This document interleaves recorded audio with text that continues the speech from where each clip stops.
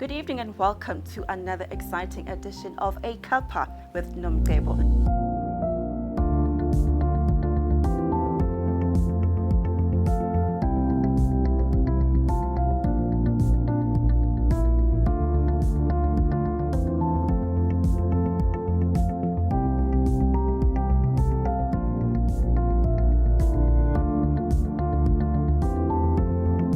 This is a show where we get to sit down with astonishing people from the kingdom of Eswatini, people that make a difference in their everyday lives, people who are motivational, and people that help you to be inspired in each and everything that you wish you could have ever done in this world. Today we have a young woman, a very, very hard woman who happens to be my colleague, and she's one of our producers actually at Eswatini TV. But this is a woman with a dynamic story and just a dynamic life that she's living. So thank you very much for joining us on the show. Thank you, Nomcebo. Thank you for having me. And so you know I've always wanted to do this interview with you because I just think you're just one of those powerful women, that I've ever really met, and I feel that you're one of these women that really need to be celebrated, in your craft. As I was saying, you're an award-winning producer and a creative director. And not only that, you're also a coach, a blogger, and, you're a speaker, to inspire people. And you've got a passion, of working, and representing women. So just tell us more about you. Where does that energy and spirit come from?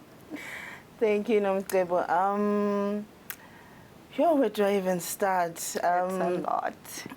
Nonhlanganiso Nkosi is, first and foremost, is a daughter, and I'm a mother, I'm a friend, and outside of that, I am a television producer. Right. And recently I'm starting a journey that's leading me to life coaching and public speaking. And I blog about my personal journey to teach other people, which is called the Search for Love, Clarity and Happiness. Oh my word. Yes. Beautiful. And what does that really entail? What is it what's the packaging? What's the story around that? The story behind it is that I know that I believe that everybody has a story, and this is my story. So if I tell my story, I want to teach people or inspire people to want to dig deep into themselves, to say that if something or something bad has happened to you, let it not be the end of it. It's not the end of the world, but to say that other people also experience experience life lessons, experience life, good or bad, positive or negative. But in my blogs, I talk about my experiences in terms to help others as well, to say you're not alone.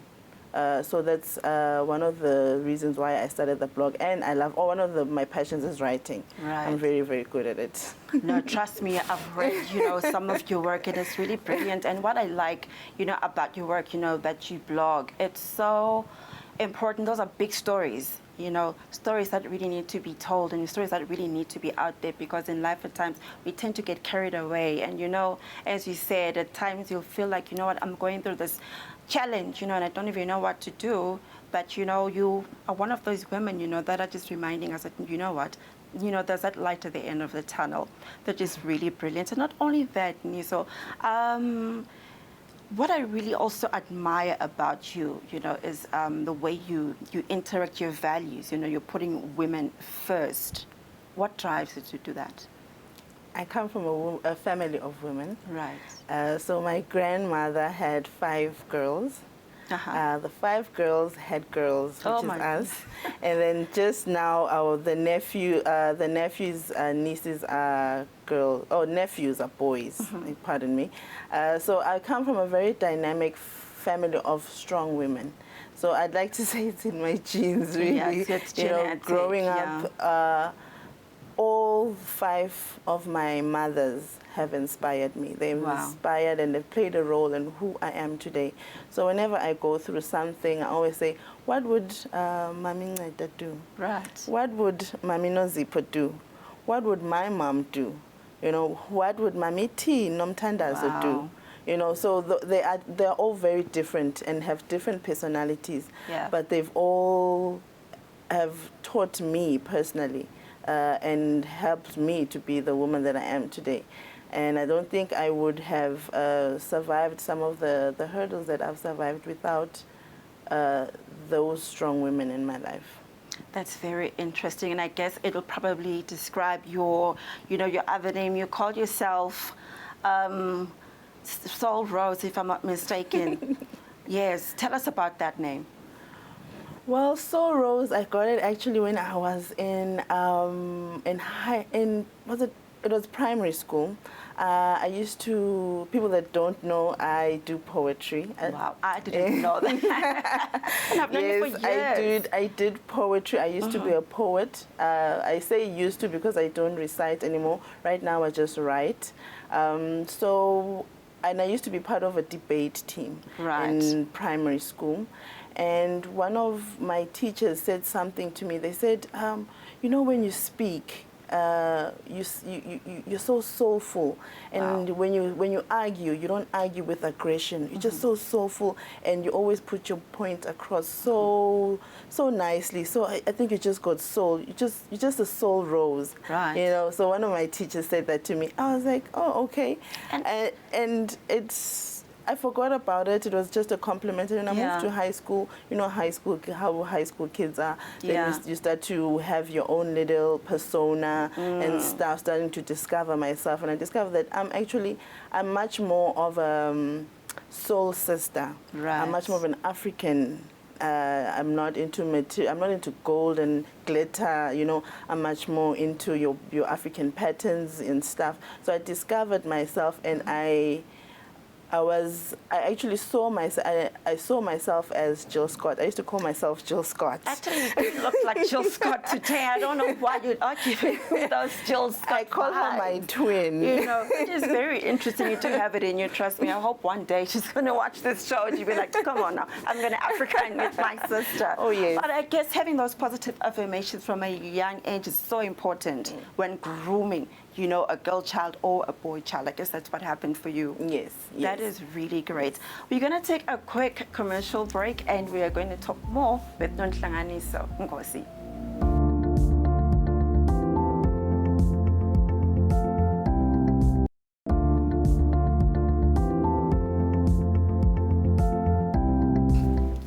Thank you for joining us. You're watching Eswatini TV, and this is a Cuppa with Nomcebo. Today I'm having a conversation with Nomcebo, Soul Rose Ngosi, a dynamic young African woman who has really conquered the world. And ask me why I'm saying this, because right now I just really want to list those achievements, which really just make me envy you so much. You're the Young African Media Fellowship alumni and the Mandela Washington Fellow alumni.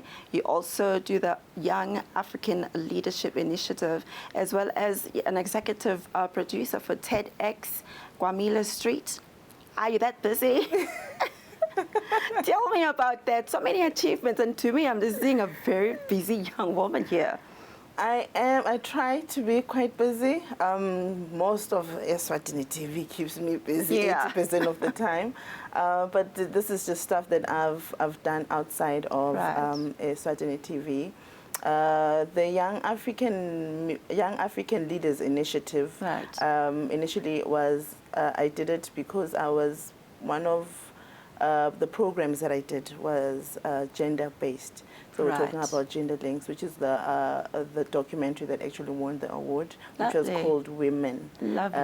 The acronym WOMAN, Woman. Lovely. And through my work at Eswatini TV has actually led me to all the stuff that I'm doing right now. And so I'm so super grateful.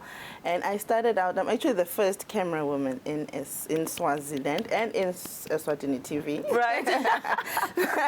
Right. So I started out as a camera woman and worked my way through. Now I'm a producer, and now I'm also doing other things outside, which are relating. It's funny how the universe works, right? You do one thing and everything just interlinks and works. Because I started out, me doing video and doing television has led me to discover my passions outside of it, but still relating to me being a creative and still doing what I love. I'm good at what I do, and I love what I do. Wow, and it's so important to wake up and do what you love. It's so motivating, and we all need that and really find that fire within us, I suppose. I want us to talk about the Mandela Washington, scholarship that you got. You took it to America. How was that? Can you share that experience for us? That's where my life changed, actually. Right. That's where my life took a 360-degree turn, because I've always been quite shy. Still am a bit, but not so much anymore, reserved, not shy anymore. Right. So doing the Mandela Washington Fellowship taught me to stand up and be my own person. Wow. And the thing, when you get to because I went to the University of Texas, I was in Austin. So one of the things that they taught us was that do everything with a passion. Yes, you're a television producer. Yes, you're a creative. But what are you doing? Whatever you try and do the next thing to help the next person. Right. Try and uplift your community. Don't just say, I'm a producer and just produce. Produce with a purpose. If you're going to be a fashion designer, be a fashion designer with a purpose. Right. So that's one of the biggest things that I took from the Nelson Mandela Washington Fellowship, and to also don't just exist. Yeah, tell me about it. Don't just exist. Yeah. Do whatever you want to do. And I was like, I always thought I was shy. But it was just something that I took upon myself to protect myself. Yeah. It was the wall thing. So it says, no, they teach you to network. I was put in the deep end, actually. And I had to network. I had to start conversations. I had to do your 30-minute pitches, ideas and stuff. And that's where I found myself to say, this is who I am. Yeah, and that was your own personal growth. And just quickly, we're not going to dwell too much on this one. Also, the TEDx. Can you tell us more about that, just very briefly? I'm actually the executive producer for TEDx Kwamile Street, which is going to be a fest. If anybody has watched TED Talks, they know what TED is, because TED is just it's people talking about ideas worth spreading. So I'm part of the production team there. Okay. So it's going to be the first in Swaziland. We're quite excited for that, and I'm working with amazing people, which is all volunteer work. Great. Yes. So all of us in the team are volunteering based on our expertise. Congratulations. That sounds really exciting. Thank you. And, so you and I were colleagues, right? And I believe we're friends. And there's just one particular, thing or an event, that took place in your life that really shook me. And I remember I gave you a call, and it's like, you know what, I just saw a moving story, when you were talking about your angel baby, who unfortunately, passed away, a day after it given birth, because he gave birth to your beautiful boy called Alize Ilanga Elihle, right? Yes. And your mom went on to name him Ndikokele, born on the 13th of September 2021. And come 14 September 2021, it's another story. Please do share. How did that feel? It's painful. I don't know if I'm trying to think of, but it's just the worst pain for any woman to ever go through. And I understand how a person can lose their mind in terms of life experiences. Right. I understand that now. It's very easy to shift and actually lose your mind, because you go into, excuse me, you go into a space, you go into the mental state of loss and grief, and it's difficult to come back. It's very difficult to come back. So I'm going to say it's a painful experience. Right. I'm just going to take you back to the hospital. That moment, as you said, the father of your child comes back, his eyes are red. Obviously, he had just got the bad news, and he broke down, and you just knew that your son is gone. Just that moment, what did you feel? To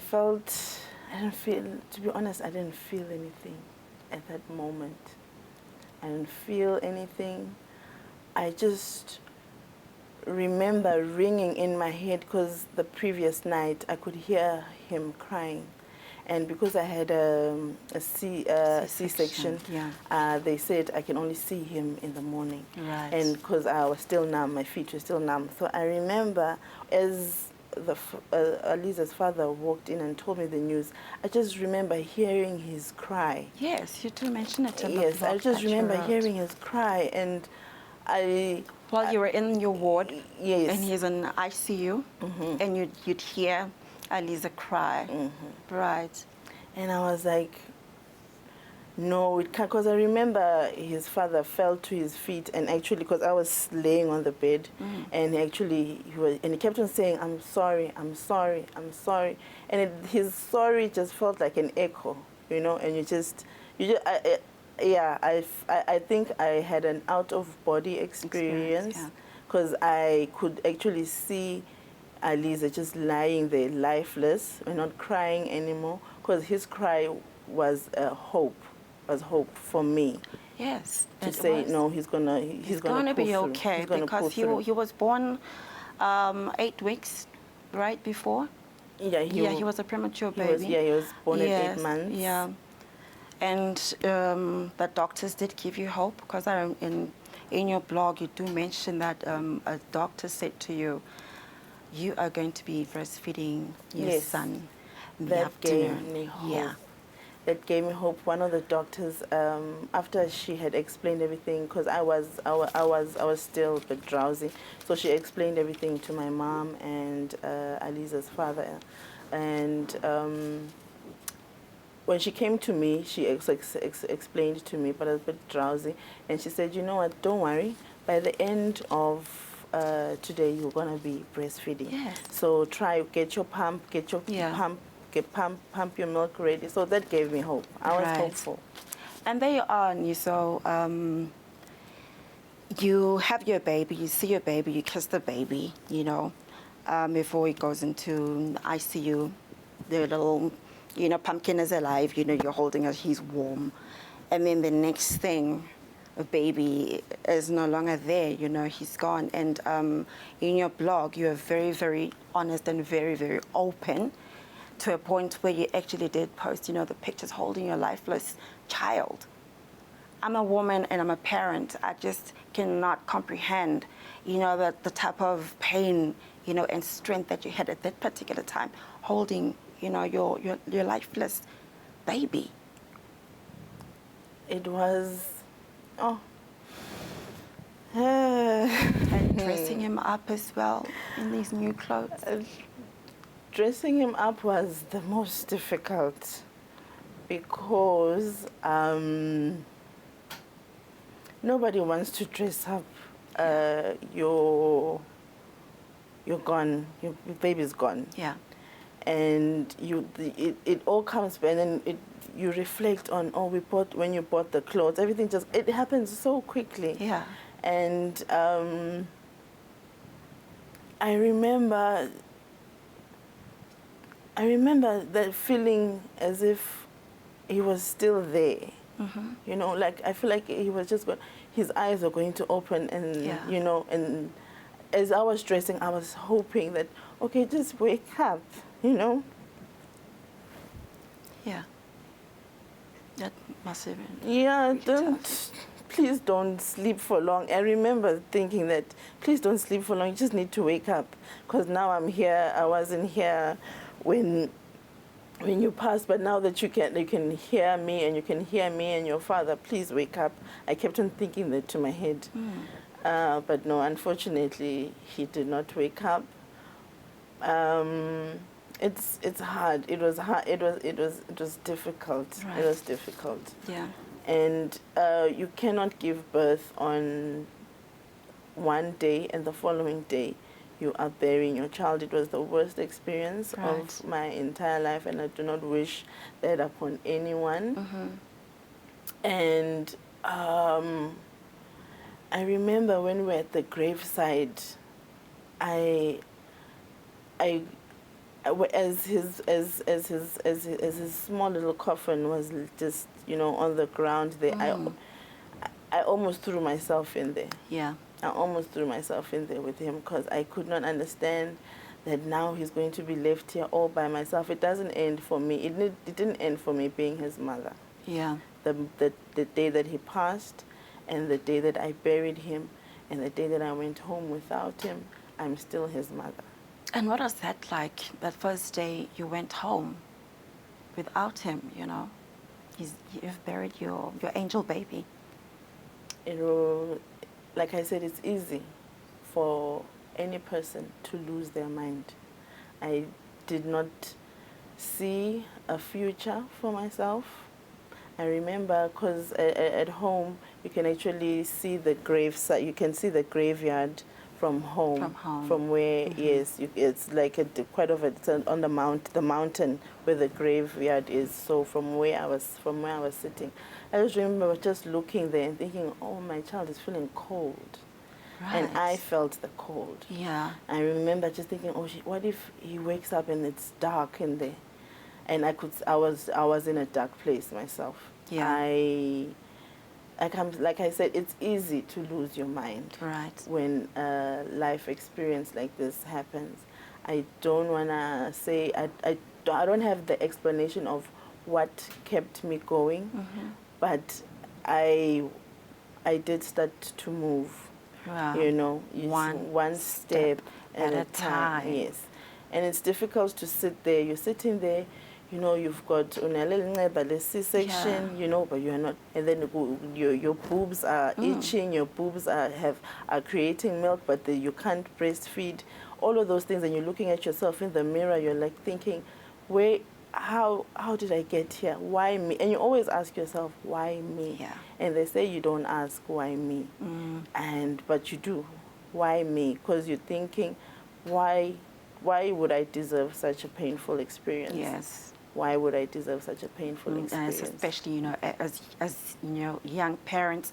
So we are going to take a quick commercial break, and we'll come back and continue this heartbreaking conversation. Stay tuned.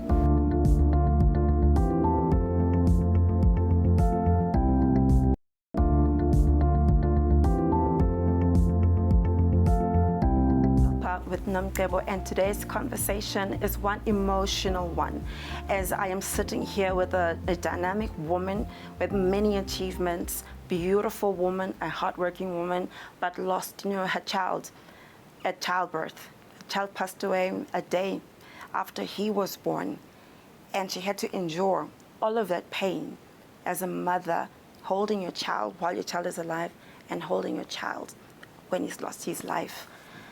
And so, as you said, you know, you took the steps, you know, one by one to heal yourself and just become a better you. And lo and behold, this miracle happens in your life. And then this rainbow, you know what they say, after every storm, you know, there's always that rainbow, and rainbows are beautiful. And I think you got your own rainbow. Tell us about that. Yes. Through my trials, through my hurts, through the hang-ups, through the pain, God saw it fit to gift me again. Right. And this time he gave me a rainbow, which is the name of this is why I call, because it gave me with the rainbow baby. Her name is Rainbow Langelihle. Alize was Alize in Langelihle. Yes. So now the Langelihle silkon. The Langelihle, it comes and it's a rainbow, and la triba usizilam. Wow. Was it a planned baby? It was a planned baby. Okay, tell us about that. You know, here you are, you discover that you're pregnant. You know, after such a traumatic experience, what was the first thing that came to your mind when you went for that pregnancy test and it came out positive? I knew. I knew. You knew. I knew. And I mentioned, because I write another article about this on my blog, just quickly. During my time of grief, my sister actually made appointment for me to see a medium. And when we went for the meeting, Aliza actually came through. Anybody who does know a medium is a person that speaks to the people that have left us and on the other side. So, and Aliza came through, and he said that he was coming back. So I knew that. Isn't that just crazy though? And he actually said that I'm coming back. I'm going to come back in March. Wow. He said, Mommy and Daddy, I'm coming back in March. Really? And so when that happened, it just took me back to that to that meeting that I had with the medium. Right. And then Rainbow was born, your bundle of joy, beautiful little girl. What's she like? How's life with Rainbow? She is amazing. She is amazing, and she's not just to clarify, is that she's not a replacement to Aliza. Aliza is his own person. Yes. And he is an angel baby, and he'd actually be 2 years this year. And Rainbow is her own person. She's got her own personality, but she's just an answered prayer. You know, and she's amazing. She's beautiful. Yeah. She's bubbly. Is she a mini you? She's healthy. I don't think so. I think she takes after the because my mom is very out there. You know my mom. I know your mommy. And quite talkative. So first thing in the morning she starts talking. I'm like, this is not me. I need a moment. Like I need a good hour. Drink my tea. Drink my coffee before actually engaging with anybody. That's just me. I'm not a morning person, and she's a morning person. So I think she's taking after her grandmother. I'm worried. She's gonna have a very big, personality. With that, Aniso, I just want to say kudos to you. You are a strong woman, and I admire you 100%. And I've always wanted to sit down and have this conversation with you. And God being God, He made it possible. And I'm happy that, I could sit here, and converse about such a tragic, incident that took place in your life. And I must say, you're thriving. You look beautiful, and you're still working very hard, and I'm very proud of you for that. And I guess your family as well is very, very happy, Nisa, about all the beautiful work that you do, and you're an inspiration to all the women out there. If you've went through Nisa's experience, just know there's a light at the end of the tunnel. There's always a pot of gold, at the end of the rainbow. Nisa, I have a special gift here for you, because you've been such a light, to a lot of people, that have come across your blog, people that you work with at work, your family, and just who you are. You're a light. And our friends from Eswatini Candles, thank you so much for these gifts. I would like to present this candle for you to continue shining. This is for you. Thank you. Thank you so much. With that, we'd like to say thank you so much for joining us, and thank you for watching this amazing episode with Nonhlanganiso Nkosi. It was not an easy conversation, trust me. As a woman sitting here and listening to another woman who went through such a traumatic experience, it was a hard conversation to have today, but these conversations need to be had. Thank you for joining us, and good night.